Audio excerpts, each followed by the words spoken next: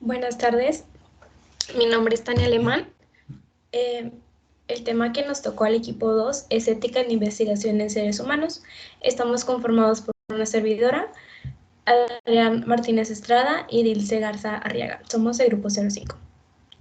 Bueno, la investigación en los seres humanos es una práctica científica que, como su nombre lo indica, utiliza seres humanos.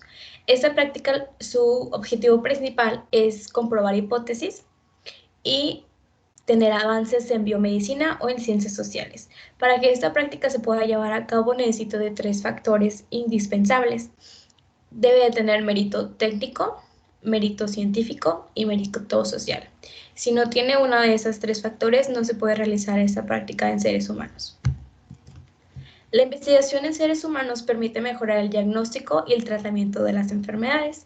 Como sabemos, se utiliza la práctica en los seres humanos para tratar nuevos medicamentos o inclusive vacunas. Como último ejemplo tenemos la enfermedad COVID-19, en donde se utilizó a muchos voluntarios para probar la vacuna, para probar su eficacia, sus efectos secundarios y para poder distribuirla a nivel mundial.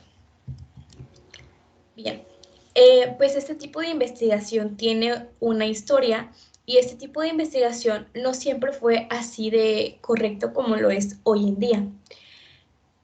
Esta práctica en su antigüedad separaba la reflexión moral y de control social, y gracias a esto se produjeron hechos aberrantes y diversos atropellos a los derechos humanos. Esto fue antes, durante y después de la Segunda Guerra Mundial, perdón, pero donde hubo más hechos atroces fue en la Segunda Guerra Mundial. En la Segunda Guerra Mundial se cometieron distintos crímenes contra la humanidad. Durante investigaciones científicas efectuadas por los médicos nazis, las personas sufrían situaciones de hambre, congelamiento, infecciones provocadas, exposición a gas mostaza, hasta diversas mutilaciones quirúrgicas y actos de esterilización y euganasia. Perdón. El caso más como sonado que tenemos de estas investigaciones en la Guerra Mundial es del doctor Joseph Mengele. Este doctor en los libros y películas es más conocido como el Ángel de la Muerte. Él es un doctor que se dedicaba a experimentar con gemelos. En cuanto llegaban al campo de concentración las personas, revisaban a los que eran gemelos y los separaban. Entonces los mandaba con este doctor y ese doctor se encargaba pues de revisarlos, les hacía pruebas de sangre, les hacía estudios neurológicos, entre diversas cosas, pues su intención era como comprobar cosas de gemelos o cómo funcionaba el tener un gemelo, y pues también se utilizaban para experimentar, pero este doctor experimentaba un poco más con los gemelos, era conocido por esto. Entonces se tiene el dato de que en mayo de 1943 es cuando llega este doctor al campo de concentración de Auschwitz y experimenta alrededor de 30.000 gemelos. De esos 30.000 gemelos, solamente 200 de ellos logran sobrevivir, y estos 200, algunos de estos 200 sobrevivientes cuentan en documentales, películas y libros que este doctor se dedicaba a inclusive a hacer cirugías o extirpación de órganos sin anestesia, lo cual es muy doloroso, y como comentábamos anteriormente, pues estas prácticas pues no se fijaban en los derechos humanos a las personas, no tenían la ética y la investigación de la mano, como se hace hoy en día. Bien, finalizada la guerra, pues muchas personas se dan cuenta de estos hechos atroces que se cometían, y pues estos hechos atroces fueron debido a la ausencia de un Estado democrático y no se respetaba la dignidad intrínseca del ser humano. Después de la guerra y después de esos acontecimientos se establecieron las primeras normas éticas de carácter universal. Una de estas normas éticas, vamos a hablar de varias, pero una de estas normas éticas es el Código de Nuremberg, el cual se decretó en 1947, años después de la Segunda Guerra Mundial. Bien, pero ¿en qué consistía este Código de Nuremberg? Perdón. Pero antes de esto, ¿qué fue lo que llevó a la formulación de este código de ética? Bien, como lo mencionábamos anteriormente, algunos médicos colaboraron con los nazis para realizar estos experimentos atroces en los campos de concentración, aclarando que estos experimentos se hacían sin el consentimiento de las personas. Estos acontecimientos provocaban desde múltiples daños hasta incluso la muerte.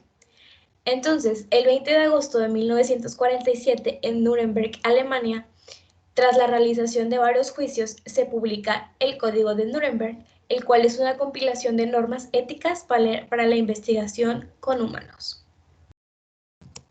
Bien, en este código, pues consta de unas recomendaciones que se deben de seguir para poder investigar con humanos, ¿ok? Entonces, vamos a hablar de cada una de ellas. Como primera recomendación, tenemos que el conocimiento del sujeto es esencial. Esto quiere decir que la persona que va a ser investigada tiene que dar su completo autorización y consentimiento. Número 2. El experimento debe ser útil para el bien de la sociedad e irreemplazable por otros medios de estudio. Esto quiere decir que si hay otra manera de comprobar esta investigación que no necesite la presencia de seres humanos, se va a escoger la manera que no necesite seres humanos. Entre menos se haga investigación con seres humanos, mejor. También dice que el experimento debe ser diseñado de tal manera que los resultados esperados justifiquen su desarrollo. El experimento debe ser ejecutado de tal manera que evite todo sufrimiento físico, mental y daño innecesario.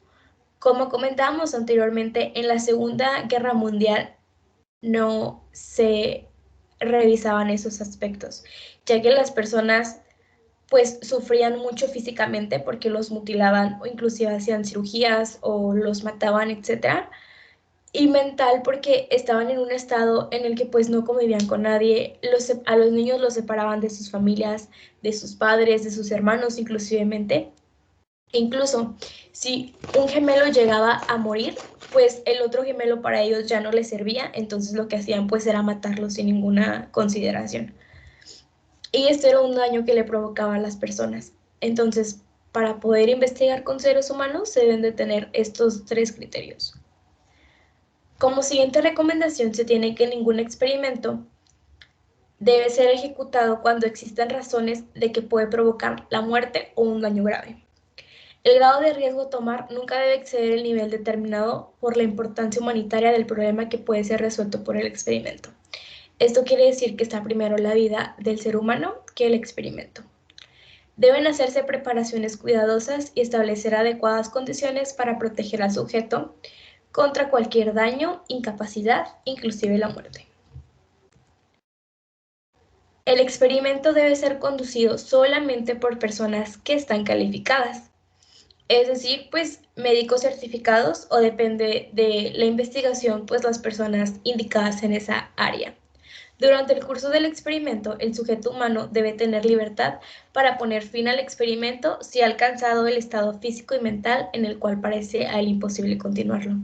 Esto quiere decir de que si la persona acepta bajo su consentimiento que se realice esta investigación en él, pero durante el proceso, pues llega a un punto en el que se siente mal físicamente o incluso mentalmente, la persona tiene el derecho de en este momento decir que paren la investigación, porque la vida humana está antes de estas investigaciones. Bien, después del Tratado de Nuremberg tenemos otro tratado que se llama Tratado de Helsinki o Declaración de Helsinki. Esta declaración fue promulgada por la Asociación Médica Mundial y es un cuerpo de principios éticos que deben guiar a la comunidad médica y otras personas que se dedican a la experimentación con seres humanos. Por muchas personas y por muchas instituciones, este es el documento más importante de la ética de la investigación con seres humanos, a pesar de que este no es un documento legal que se vincule internacionalmente. Su autoridad emana del grado de codificación interna y de la influencia que ha ganado a nivel nacional e internacional. Pero, ¿en qué consiste el Tratado de Helsinki? Este tratado es promulgado por la Asociación Médica Mundial. Consta de principios éticos que son guía para la comunidad médica y cualquier actividad con experimentación en seres humanos. Este tratado es conocido como el documento más importante en la ética de la investigación. Este no es un documento legal, pero su condición interna en la comunidad internacional son la base de su autoridad moral. El principio básico de Helsinki es el respeto por el individuo, su derecho a la autodeterminación y el derecho a tomar decisiones una vez que se le ha informado claramente los pros y los contras.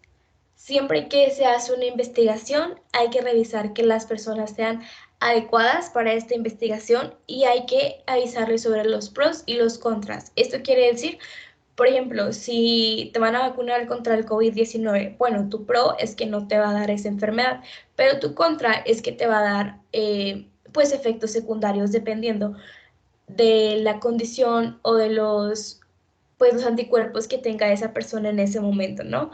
Desde fiebre, mareos, cuerpo cortado, etcétera, inclusive hasta la muerte en algunas experimentaciones.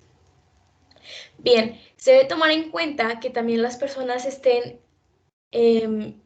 acuerdo con los riesgos y beneficios de su participación o no en el estudio de investigación médica. Para que un sujeto participe de un estudio debe obtenerse un consentimiento informado, el cual es un documento en donde el sujeto acepta participar una vez que se le han explicado todos los riesgos y beneficios de la investigación.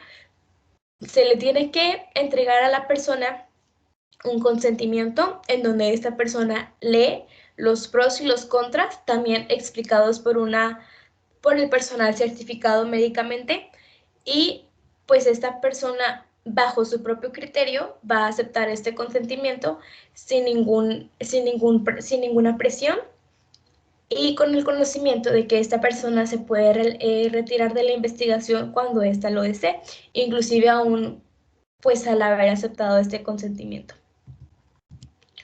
Bien, aparte del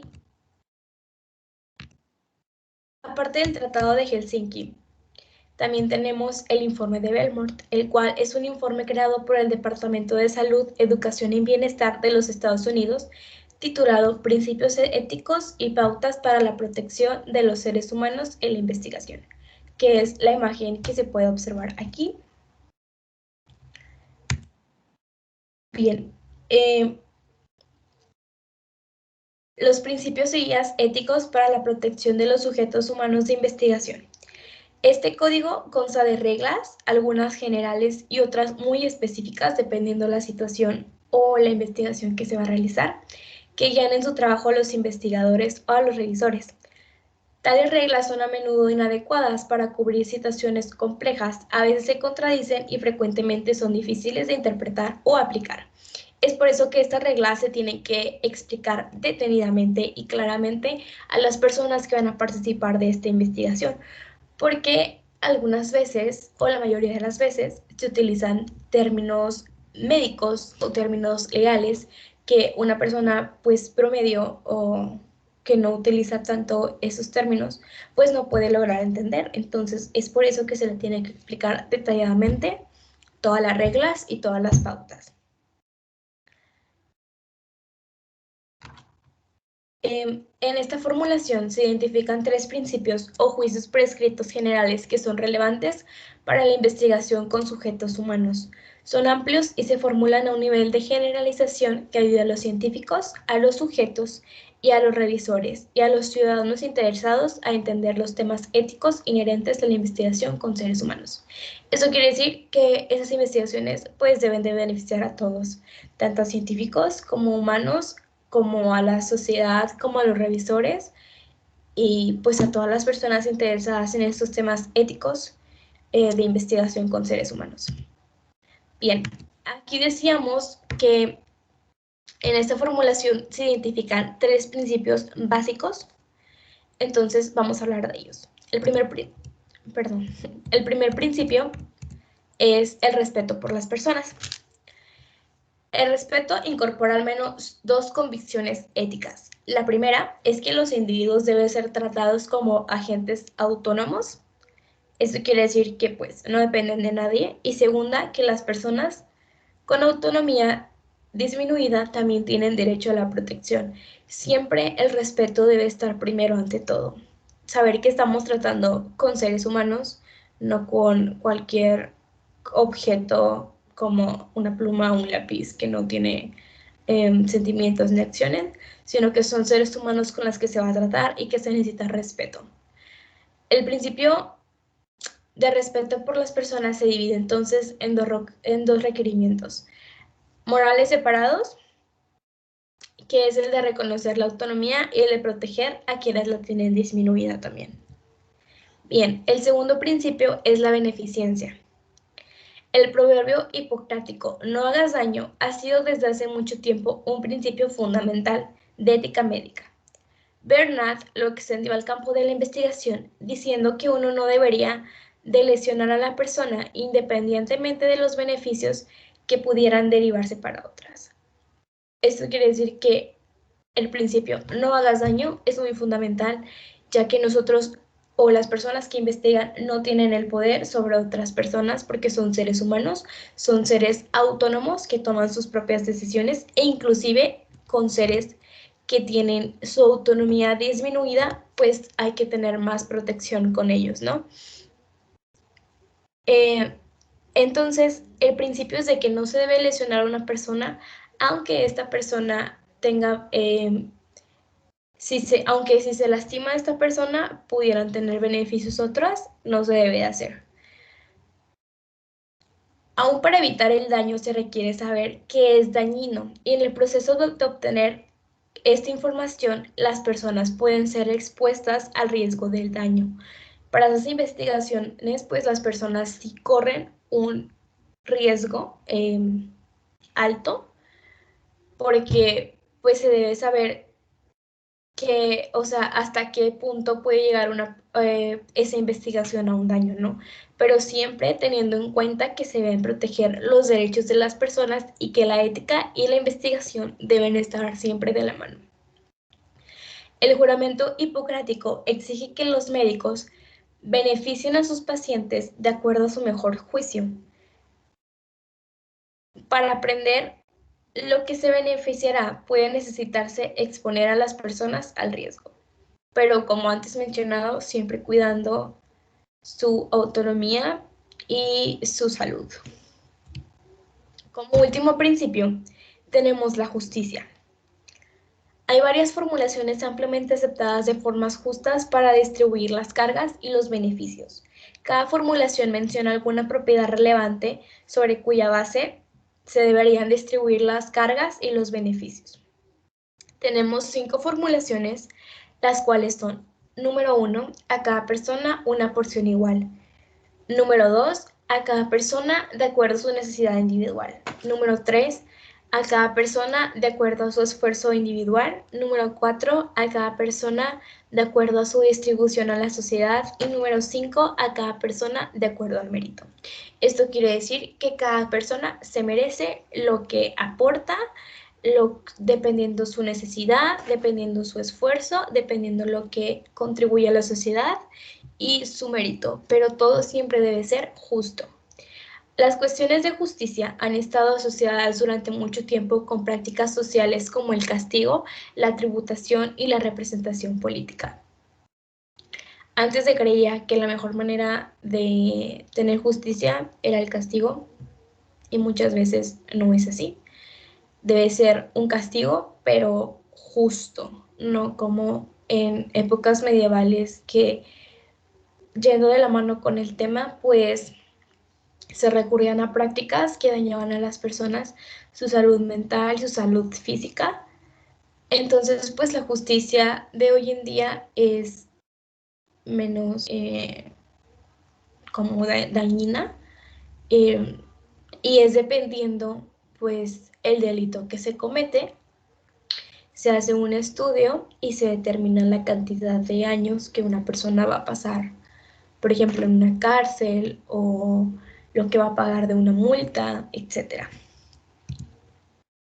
El consentimiento informado en la investigación es un documento legal y un mecanismo para respetar la dignidad y proteger los derechos y el bienestar de los sujetos participantes. Este documento es el que estábamos hablando anteriormente, que las personas deben de tener su consentimiento ante las cosas que se les van a realizar. Este documento debe contener lo siguiente: la información sobre el propósito de la investigación, la justificación, los riesgos que esta persona va a correr y los beneficios que le permitan a un sujeto decidir voluntariamente su participación. Entonces, el sujeto va a tener en una mesa en blanco, como ejemplo lo pongo, todos los pros y los contras, lo que le puede pasar, cómo lo puede perjudicar, si la investigación sale bien, cómo se puede beneficiar, cómo puede beneficiar a la ciencia, cómo se puede beneficiar en algunos casos económicamente también, todo sobre el propósito de la investigación, para qué se va a realizar, a qué grupo de la sociedad va a beneficiar, la justificación, para qué se realiza, por qué se realiza, quién la realiza, riesgos que pueden correr, inclusive la muerte. Todo esto el sujeto lo debe tener a consideración y él decidir. Inclusive si él decide y al momento de realizar la experimentación él dice que no, esta experimentación se debe parar completamente.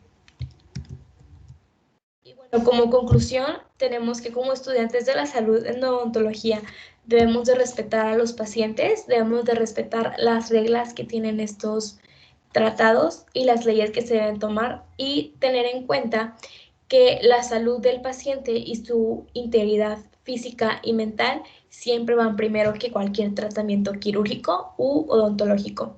Esto es para dar una buena atención en clínica, en la facultad y también en un futuro como profesionistas profesionistas de la salud. Y bueno, aquí tenemos la bibliografía.